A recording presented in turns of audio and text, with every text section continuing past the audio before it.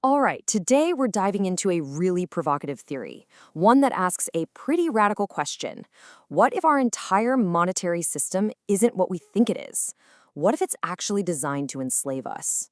We're going to break down the core arguments of this view, step by step. So let's just start with that question right there. What if money is an invisible chain binding humanity?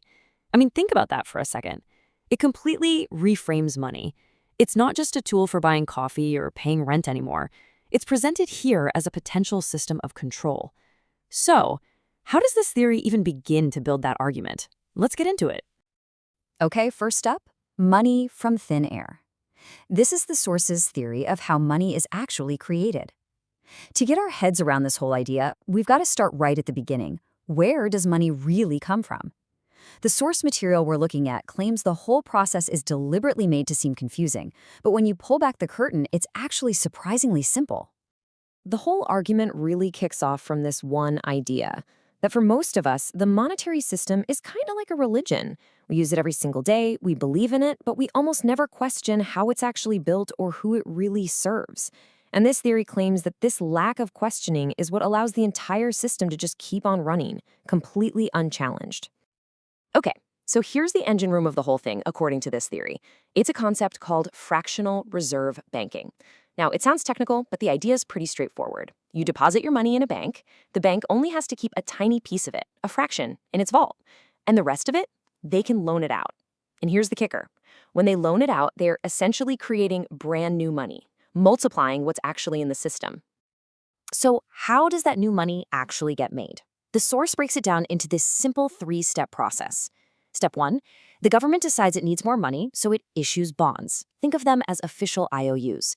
Step 2, the central bank comes along and basically creates digital money out of thin air to buy those government bonds. And poof, new money now exists. Then, step 3, that brand new money gets pushed out into the economy as commercial banks loan it out to you and me.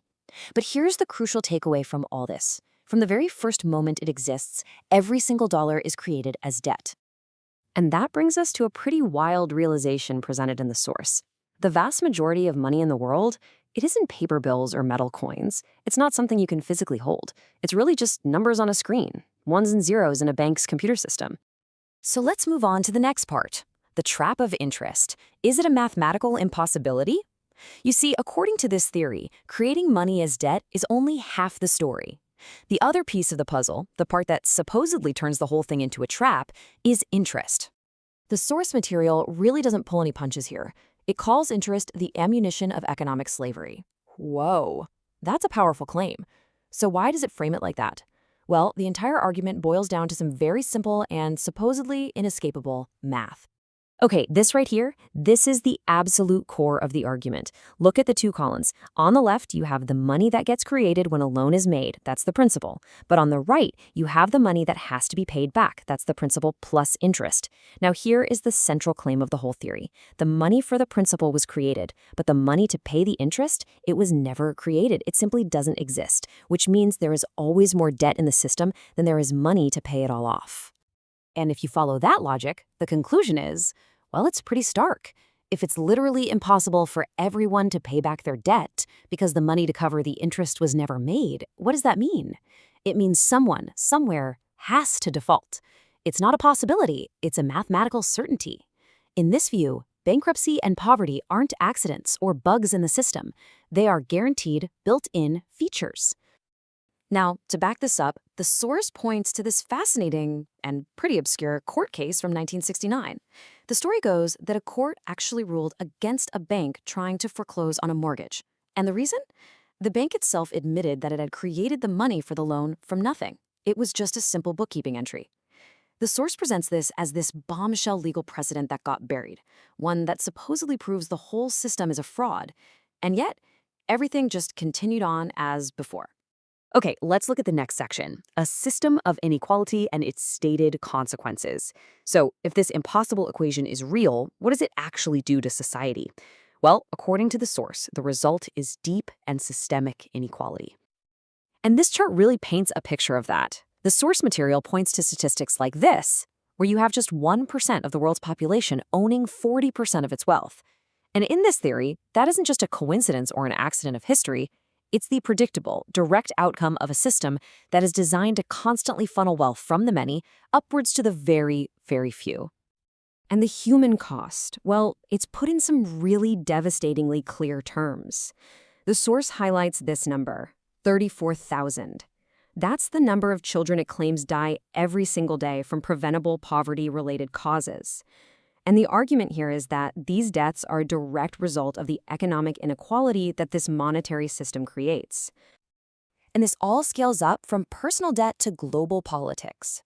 The source argues that this financial system creates what it calls an invisible empire. The idea is that corporate elites use this system of debt to trap entire countries, control their resources, and maintain power across the globe through financial manipulation. All right, moving on to our final section, a resource-based alternative, a vision for change. After outlining the problem in such stark terms, the source doesn't just stop there. It pivots to propose a radical solution, a completely different way of organizing our society. And this is it. The proposed solution is called a resource-based economy. And the vision here is, well, it's huge. A world with no money, no scarcity, no servitude. Instead, it's a world that prioritizes human well-being and environmental sustainability. The idea is to use technology and automation not just to make things cheaper, but to actually free humanity from pointless labor and to intelligently manage Earth's resources for the good of everyone. So really, the ultimate goal here is to shift our entire societal paradigm, to move away from what the source calls economic coercion, forcing people to work just to survive, and move towards a future of genuine collaboration and abundance, where people are free to pursue what truly matters. And the source material concludes not with a political plan, but with this call to action. The real revolution starts with awareness. The revolution of consciousness begins now. So it argues the real first step isn't protesting in the streets, but simply becoming aware. It's about changing how we think. And that leaves us with a provocative final thought, doesn't it? What happens when we simply start to question the systems we've always taken for granted?